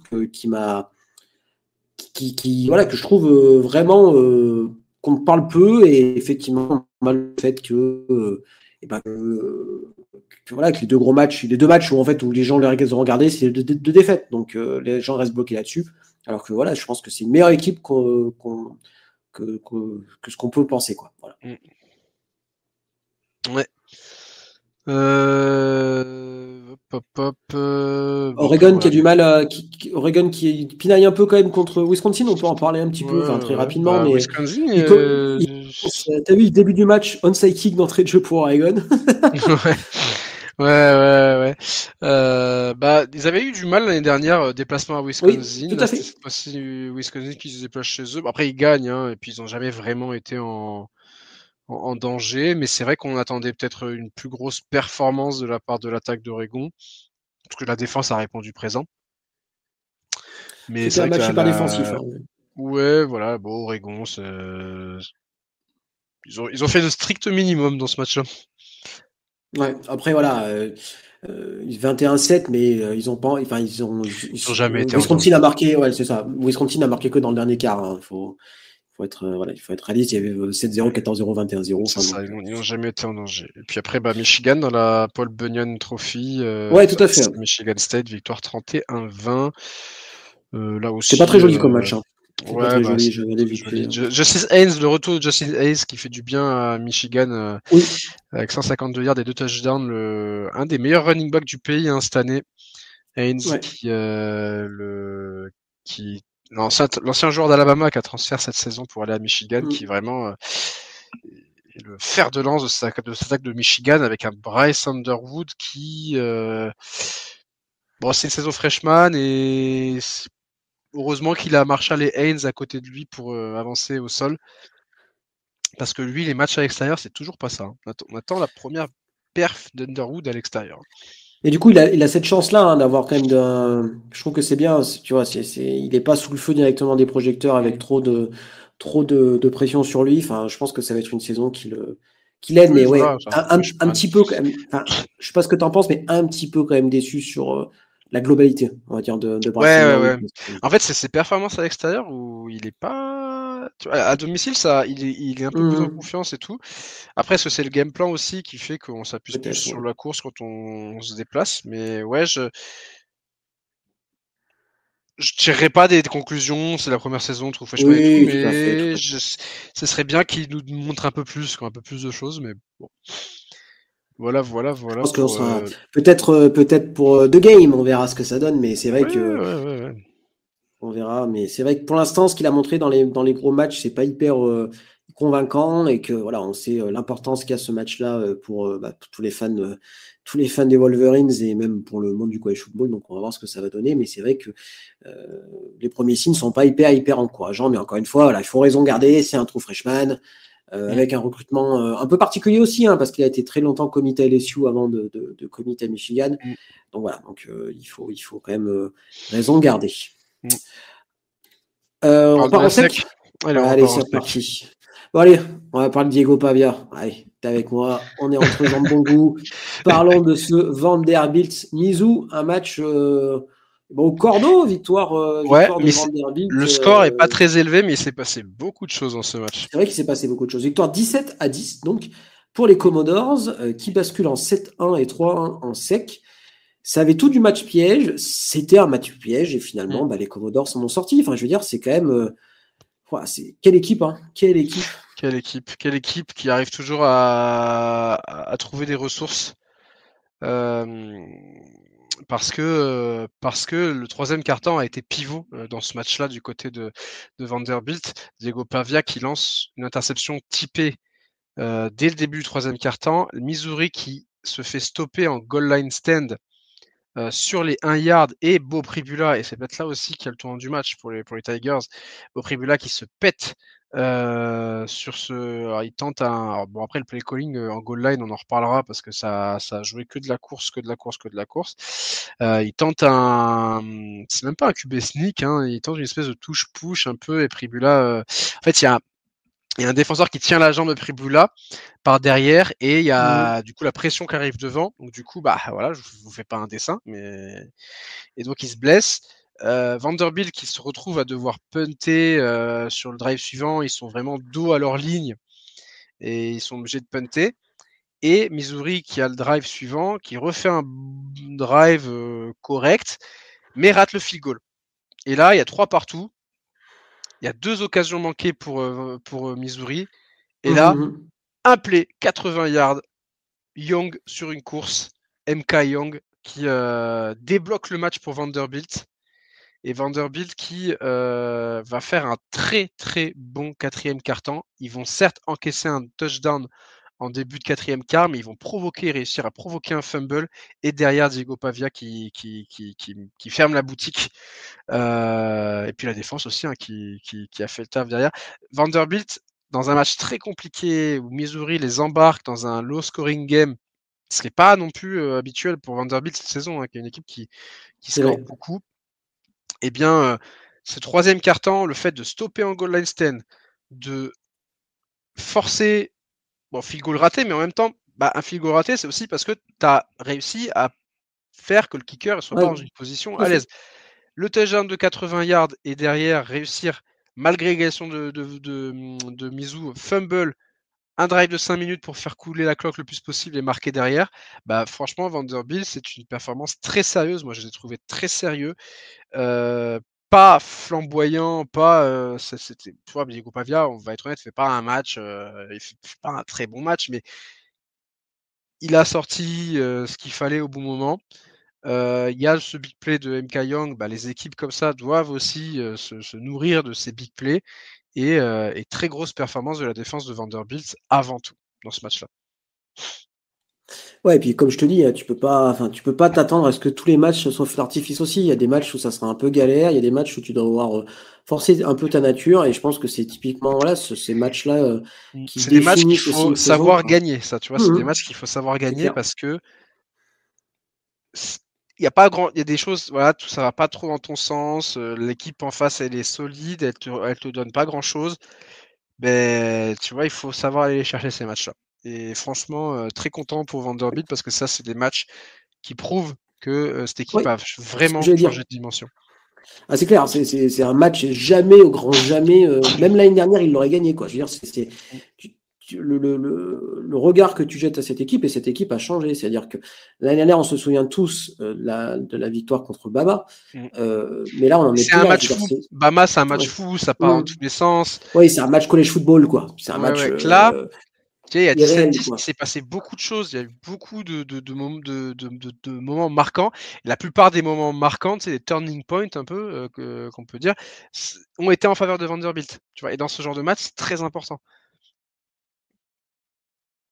De toute façon, la chance, ça se provoque un peu d'une certaine façon aussi. Je veux dire, moi, je reste à penser que quand tout tourne pour toi au bout d'un moment, c'est que voilà, c'est plus de la chance, c'est les circonstances qui font que. Donc voilà, moi je suis content. Je suis content parce que Vanderbilt prouve semaine après semaine qu'il faudra compter sur eux. Alors la saison n'est pas terminée, il leur reste encore 4 matchs. Fini, ils ont des gros morceaux qui les attendent encore parce qu'il y aura 2 déplacements très très importants. Donc avec Texas, c'est dès ce week-end, mais un Texas qui n'aura peut-être pas Arch Manning. Et il y aura Tennessee en toute fin de saison. Vanderbilt n'a qu'une défaite. Un Vanderbilt à 2 défaites rentrera en playoff, je pense. Enfin, ça peut suffire. 3 défaites. 3 défaites, ce sera pas ça. T'es on the verge, quoi. Il va falloir qu'il y ait beaucoup de choses autour pour qu'on te rentre. Moi, il y a un match qui me fait peur pour Vanderbilt, c'est Auburn à domicile. Celui-là, il me fait très peur. Auburn, c'est une équipe un peu tête de con qui pourrait gâcher la fête, ouais. Tu sais, ce match, tu t'attends pas, tu te dis, Auburn, ils sont nazes. Et je suis d'accord.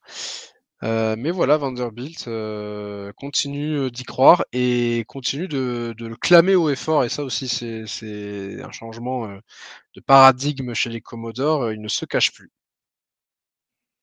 Et de toute façon, ils n'ont pas à se cacher, parce que de toute façon, il y a vraiment des choses très, très, très, très intéressantes, et ils prouvent que, leur 10e place. Et Diego Pavia commence à avoir des haters. Donc, c'est-à-dire que tout va dans le bon sens. C'est ça. Si tu as des haters, il commence à avoir des haters dans les fanbases des autres équipes de la SEC. Là, je disais des mecs de Bama qui disaient qu'on en faisait trop avec ce mec, que c'est un mec arrogant et tout, machin. Donc ça veut dire que il dérange, ça y est, c'est plus le petit. C'est les fans d'Alabama qui disent ça, quoi. Enfin, mettez l'ironie. J'avais vu, il y avait un tweet là qui était sorti, qui avait été pas mal retweeté par des mecs de Bama qui étaient d'accord avec ça en mode il se la raconte trop alors qu'il fait un match de merde contre Mizzou et tout. Ouais, mais le mec, c'est un putain de leader, quoi. Il t'a transformé. Ouais, et puis il va chercher le drive de la victoire aussi, quoi. En plus, apparemment, c'est même pas un mec arrogant ce que je disais. C'est un vrai leader de groupe, tu vois. Mais bon. Je pense, hein. Comme tu dis, ça va dans le bon sens. Quand tu commences à avoir des haters, ça veut dire que. Non, c'est-à-dire que t'as du succès, quoi. Et personne ne hate Kentucky, tu vois. Surtout en ce moment, on s'en fout. Tu vois, tout le monde s'en fout. Ouais. Voilà. T'as parlé de Bama, on parle de ce Bama South Carolina. Putain, je me suis branché sur le match à la fin de Vanderbilt, Missouri, en me disant peut-être que Bama va tomber. Puis Jamie Bernard, il m'a fait ta gueule. Il y a eu des gestions de toute façon de fin de match par les équipes underdog, je pense à South Carolina et je pense aussi surtout à Mississippi State contre Texas. Waouh, putain, c'était, enfin, à se tirer une balle dans le pied, c'était formidable, quoi. Donc Bama qui s'impose du côté de South Florida, tac tac tac, c'est quoi le score final? 29-22, South Carolina, pardon. Putain, on va en parler de South Florida, il n'y a pas de souci. 29-22, derrière une performance, voilà, encore une bonne performance de la part de Ty Simpson. On est d'accord, South Carolina peut avoir des regrets, mais les 22-14 à 10 minutes de la fin du match. Ouais, parce qu'en plus, tu marques, t'as les couilles d'aller chercher la conversion à 2. Et puis, bon, tu te prends un touchdown sur un super drive de Bama, 7 minutes non, 44. Ils vont pas chercher la conversion à 2 points, et c'est ça le souci. Ils mettent, il y avait 15-14. Ils marquent le touchdown et là ils décident de tenter le kick, enfin le pat pour passer à +8. Et là je me dis, là il faut c'est Bama qui fait la conversion à 2 points, pardon. C'est Bama qui fait la conversion à 2 points pour venir à 22 partout. Et là t'as le fumble de Norris. Et là t'as le fumble de Norris. Mais tu vois, rien que le fait de pas tenter la conversion à 2 points pour prendre 9 points d'avance, et c'est-à-dire 2 scores quoi qu'il arrive, pour moi c'est une erreur. Ouais, ok, je te rejoins. Et puis après derrière t'as pas de chance, enfin t'as pas de chance. Malheureusement, t'as le fumble de la Norris Seller. Ouais. Et bah voilà, Bama, c'est comme les Patriots en NFL, l'époque Belichick, Brady, faut pas leur laisser la balle en fin de match parce qu'ils trouveront toujours un moyen de te tuer. Et Jerry Bernard qui réussit à s'échapper, 25 yards touchdown, presque sur le buzzer, à 34 secondes de la fin. Et puis là, on savait tous que c'était fini. Que c'était plié. De toute façon, le fumble de Sellers qui donne une. Il fumble dans son camp, on est d'accord. Hein, il reste une quarantaine de yards. Sur les 36 de South Carolina. Donc voilà, c'est vraiment donné une. Et puis, de toute façon, enfin, qu'on soit très clair, au moment où Bama égalise, tu sens que le match il est plié d'une certaine façon. Tu sens que ça a complètement changé, que la dynamique a complètement changé. Le fait que Bama réussisse la conversion à 2 points et égalise, tu sais que c'est plié, quoi. Bon, Bama, moi je pense que ça montre les progrès de Debord, de l'équipe à Debord par rapport à l'année dernière, par exemple. Je pense que c'est typiquement un match qui ne gagne pas l'année dernière. Et puis South Carolina, c'est quand même une saison. Ils sont en 3-5. Hein, et ils vont, enfin, je sais pas ce que ça va donner cette fin de saison, mais 1-5 en sec, 3-5 en bilan. On parlait des Gamecocks comme potentiellement un outsider pour. C'était le dark horse de la SEC en début de saison. C'était l'équipe qui c'est clair. Finalement, elle a jamais. Est-ce que ça serait pas temps pour Shane Beamer d'aller à Virginia Tech? Non, qu'est-ce que t'en penses? Alors, il s'est marché sur les traces de papa, mais j'ai pas confiance en cette capacité qu'il aura à tourner un peu le programme dans la bonne direction, tu vois. Ouais. J'ai vraiment pas confiance. J'ai plus confiance, on va dire. En fait, là, c'était un peu la saison où tout le monde t'attendait, et là, c'est vrai que c'est une grosse déception. Donc, faut voir la suite du côté de South Carolina, parce que là, c'est même un bowl, c'est pas sûr, quoi. Heureusement qu'il rencontre Clemson, j'ai presque envie de dire. C'est vrai. C'est vrai qu'ils terminent. C'est vrai qu'ils ont Coastal Carolina et Clemson pour finir. Ouais, parce que là, ils ont Ole Miss et Texas A&M. Oh. Il faut qu'ils en remportent 3. Il faut qu'ils remportent 3 des 4 derniers matchs. Hein. Ouais, je sais pas. À mon avis, le bowl, ça sera pas pour cette année, pour les Gamecocks, qui sera. Ce qui serait une grosse déception. Qui serait l'une des très très grosses déceptions dans le Power Force cette année, voire la plus grosse, hein, qu'on soit très clair. Pas la plus grosse, une des plus grosses. Et Bama qui ne domine pas ses matchs, mais qui, tu vois, de la victoire contre Missouri, qui était, tu vois, les matchs à l'extérieur, ils sont pas dominants, mais ça gagne. Et voilà, ils trouvent toujours un moyen de gagner. Compliqué de gagner à l'extérieur en sec, hein, sans vouloir tomber dans les clichés, etc. Mais c'est. Et c'est leur 7e victoire. Ils sont quand même imposés à Georgia, à Missouri, à South Carolina, qui est quand même jamais un environnement simple à jouer. Enfin, je veux dire, ils ont quand même. Ils ont sorti les barbelés au moment opportun. Alors là, c'est vrai qu'il y a une bye week plus LSU. Mais cette fin de calendrier, elle est quand même assez ouverte. Hein, et je pense que voilà, si Bama fait ce qu'il faut, ils seront largement en playoff. Hein, même une défaite contre Oklahoma, et je pense que c'est largement dans le top 12 sans problème. Quoi. Oui. On parle d'Oklahoma Ole Miss. Ouais, vas-y. Bah, toi, par exemple, parce que je crois que t'étais devant le match.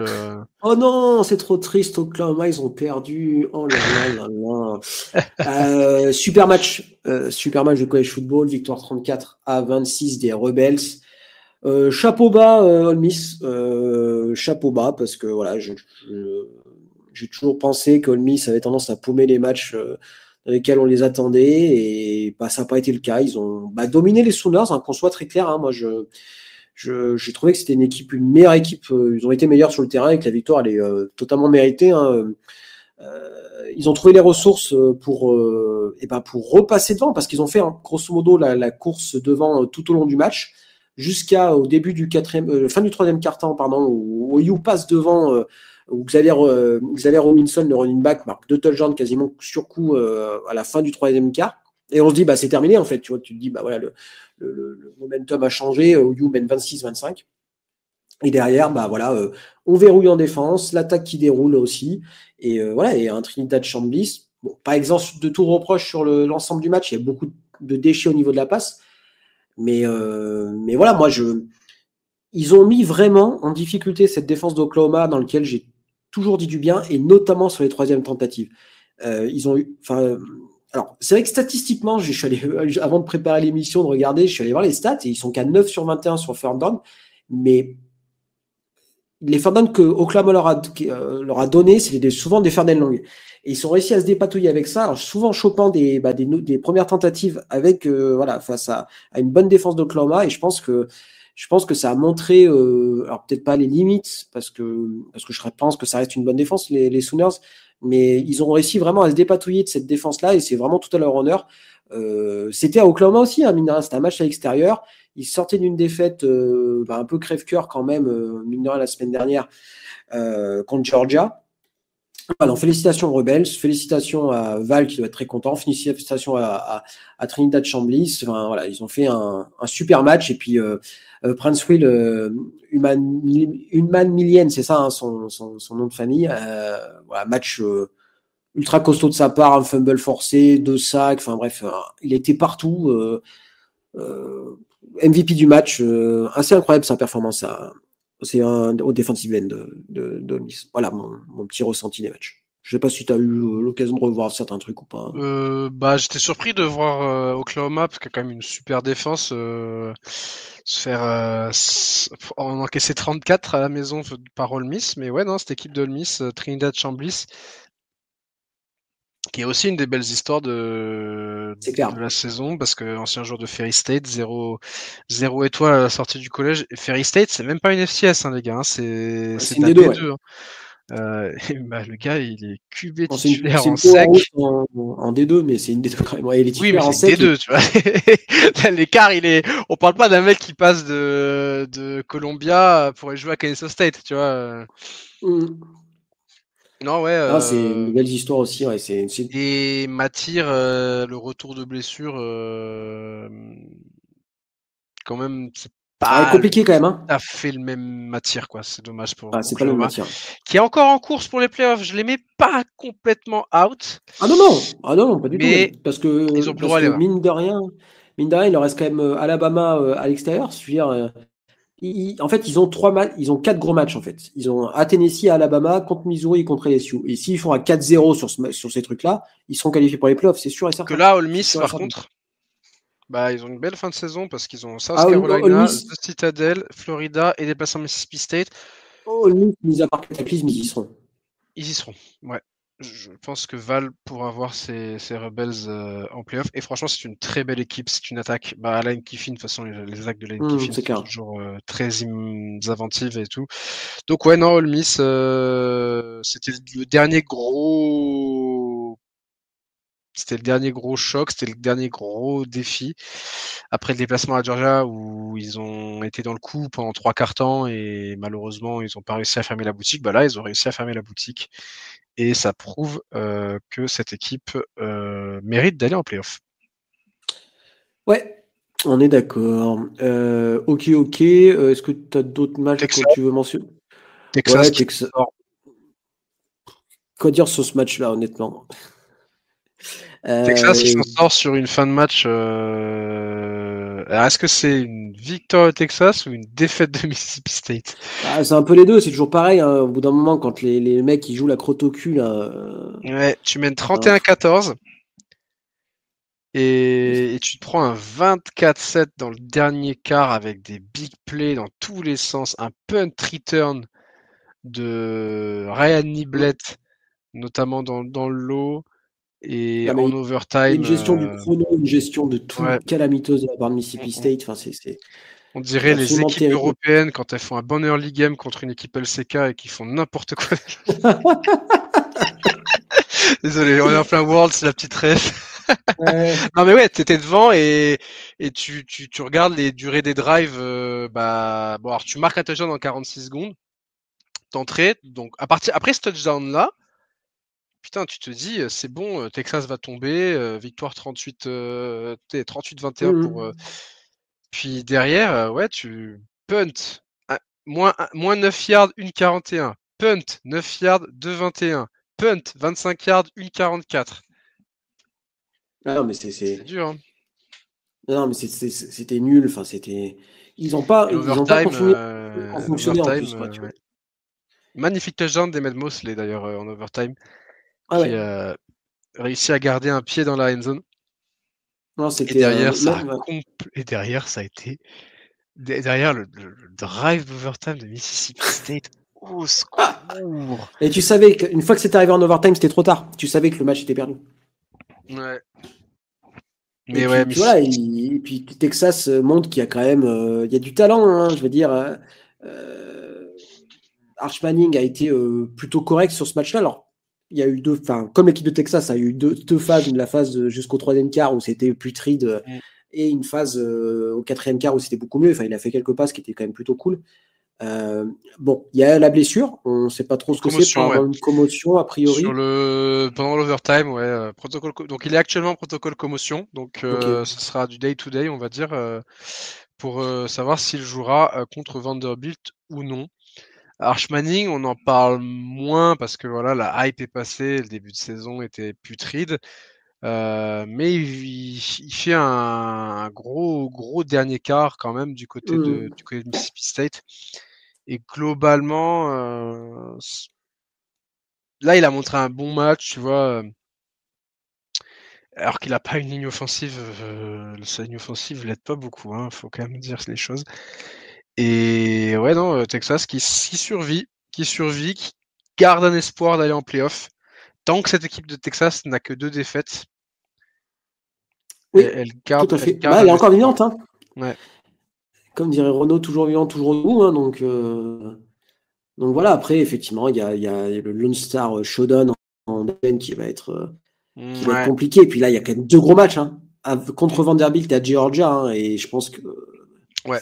Bah, Texas J'ai sera du mal. mort ou en vie dans ces 2 semaines. J'ai quand même du mal à voir cette équipe-là remporter ces deux matchs-là. Je Non, pense je suis qu'ils vont en d'accord. gagner un des deux. Parce que je pense que c'est le sens de l'histoire et le sens de cette équipe de Texas-là. Je Mais j'ai du mal à pense les voir qu'ils quand même remporter les deux. vont normalement, on devrait gagner Vanderbilt et perdre à Georgia, mais c'est le genre d'équipe qui peut perdre, qui peut gagner à Georgia, mais parce qu'ils ont perdu à Vanderbilt la semaine d'avant, tu sais. Ah, moi, j'en suis persuadé. Hein. Ah ouais, je pense que ça J'en va être suis ça? persuadé. Non, je C'est pense bon. que ça va être une victoire contre Vanderbilt et une défaite contre Georgia. Ouais. Ou de toute façon, ça va être 2 défaites, hein. Ou 2 victoires. On Ah, sait pas. Cette équipe de Texas, on sait pas. Il y a le talent pour parce tout que gagner. cette victoire-là aussi, elle peut être en mode il peut rien nous arriver, quoi. En mode ouais, vraiment, vous avez vu, on Ouais. revient du diable Vauvert et voilà, quoi. Bah, ça, c'est le coach, hein. Ils peuvent se nourrir ça. Ça, c'est le discours du coach, hein. Comment tu transformes cette victoire contre Mississippi State? Est-ce que c'est putain les gars, attention, ok on a réussi à comeback, mais là faut plus de sérieux machin? Ou est-ce que comme tu dis, tu vois, c'est aussi au coach de réussir à garder son groupe en mode ok on a eu du cul, mais parce que on a joué au con pendant 3 quarts temps et on s'est ressaisi à la fin quoi. Après, Mais voilà, le bon, coach est Sarkisian c'est et ce que voilà, j'allais c'est quand dire. même Le problème c'est que il y a la Sarkisian médiocrité. il est en train d'appeler des équipes NFL en ce moment donc. C'est la médiocrité à un nom, parce que je pense que ce mec, s'il n'avait pas 155 étoiles, je me demande ce que ça deviendrait. Bref. Ouais. Voilà, voilà. Est-ce que tu as d'autres matchs sur lesquels tu veux revenir? Parce que ça Vite fait déjà 1h20 qu'on se fait, parle. ouais, vite fait, Tennessee qui roule sur Ouais, Kentucky, normal. Auburn qui retrouve le chemin de la victoire face à une équipe d'Arkansas qui n'y arrive décidément pas. Et on peut passer à l'Atlantique parce que y a un homme qu'il faut quand même parler, Ah, faut qu'on en parle.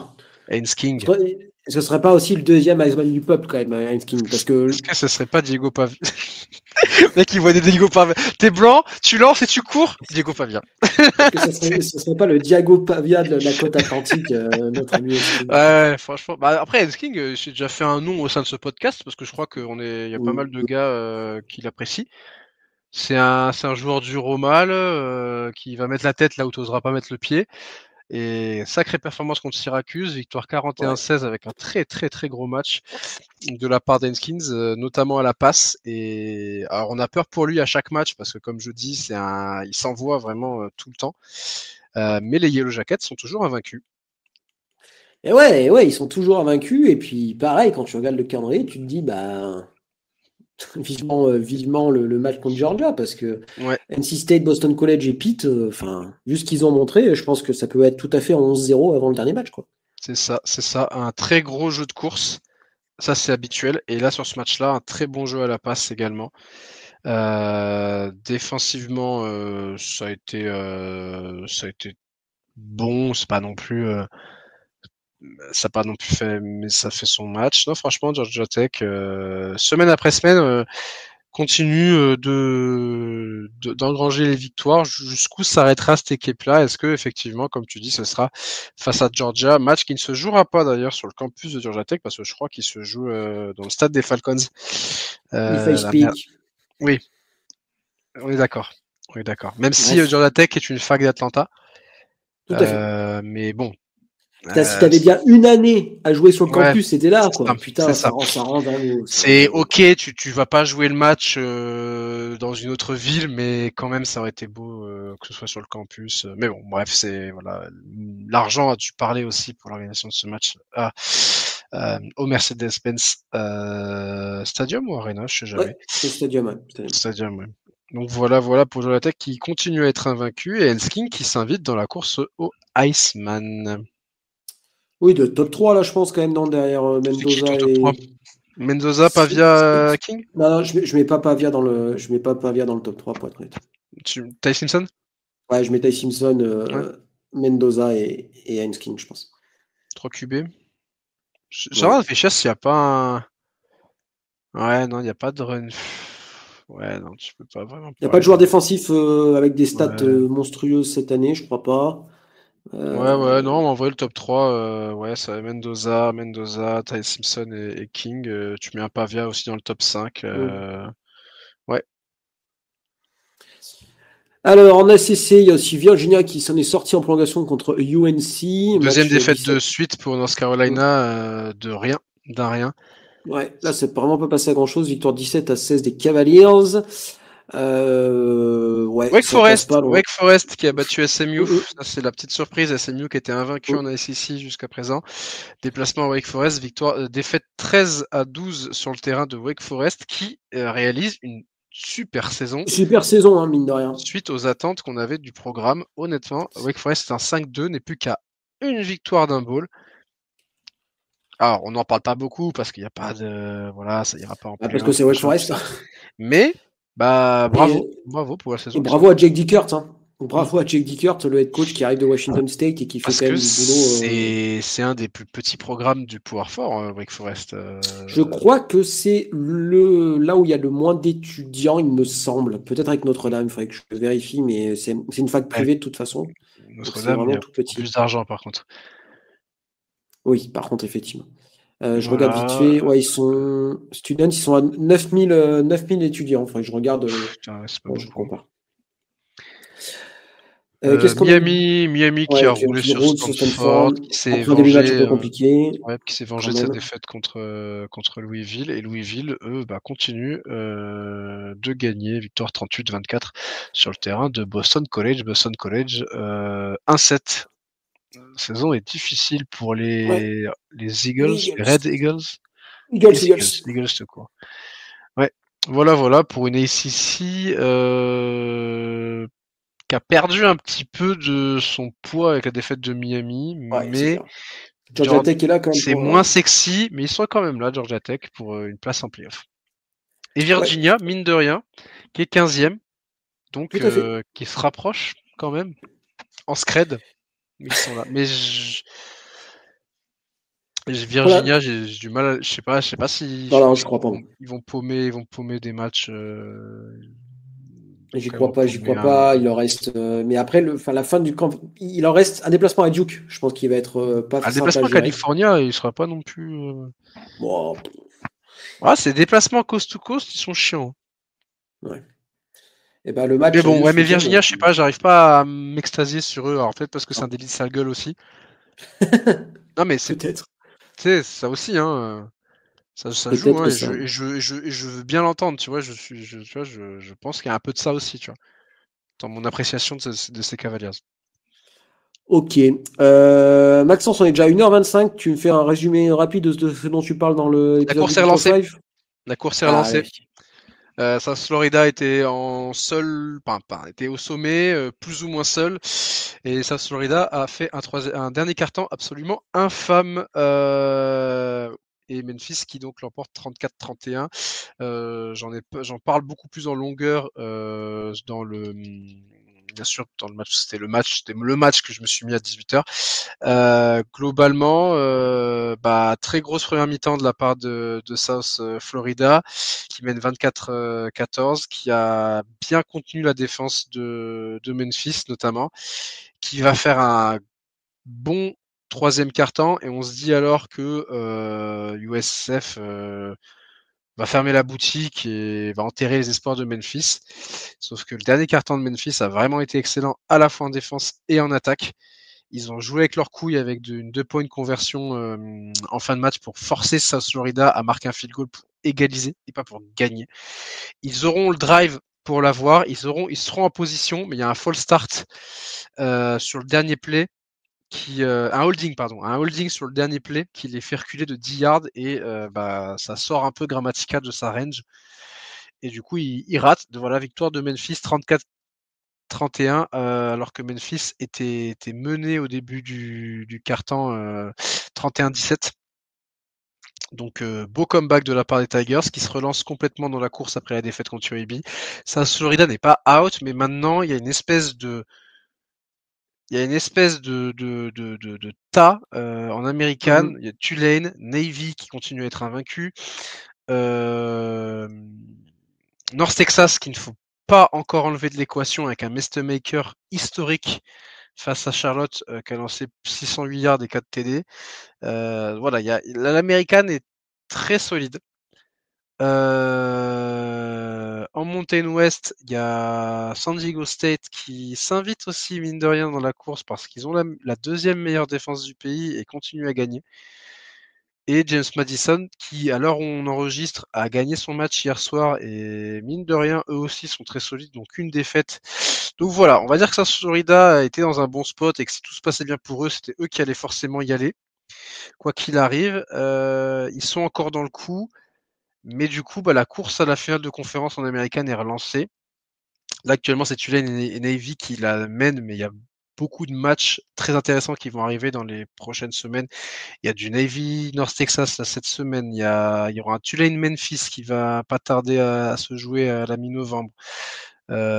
South Florida qui se déplacera à Navy aussi. Enfin, donc bref, l'américaine, branchez-vous vraiment un peu là-dessus.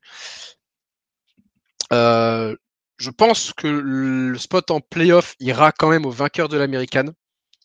Mais qu'est-ce que je veux dire? Mais tu vois, par exemple, c'est ça, Florida repère un Mhm. match. La course est relancée. La course est relancée. Memphis est encore dans la course. South Florida baisse un petit peu du coup dans le ranking G5, on va dire, Mhm. mais il reste quand même dans les meilleures équipes.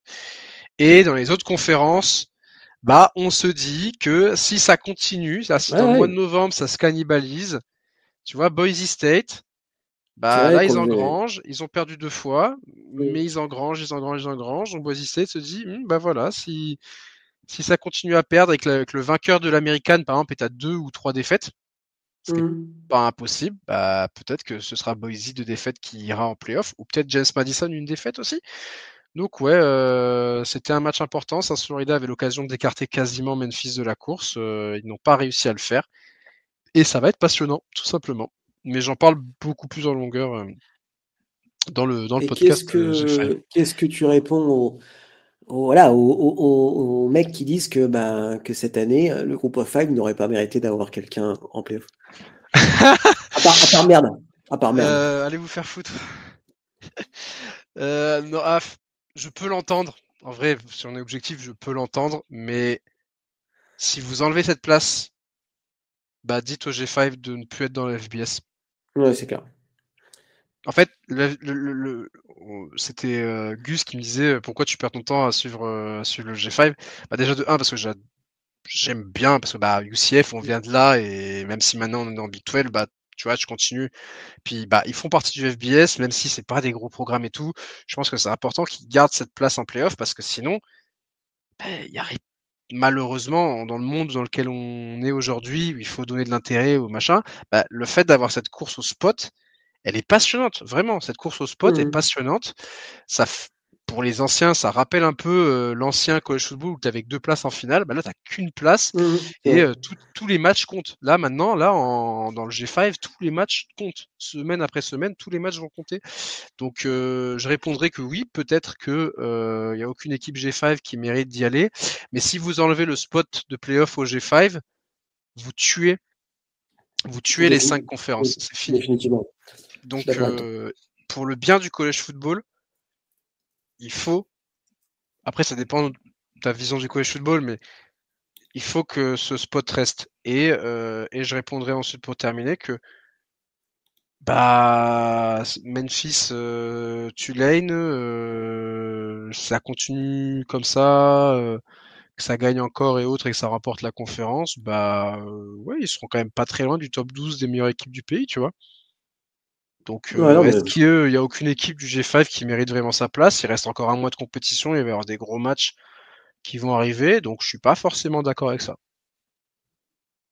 Et encore une fois, c'est important quand même que ça reste parce que c'est trop passionnant à suivre et que ça donne un intérêt au-delà de juste savoir qui gagnera les conférences. Ça donne plus de poids à un groupe of five qui quand même a été dépecé depuis quelques années avec les réalignements.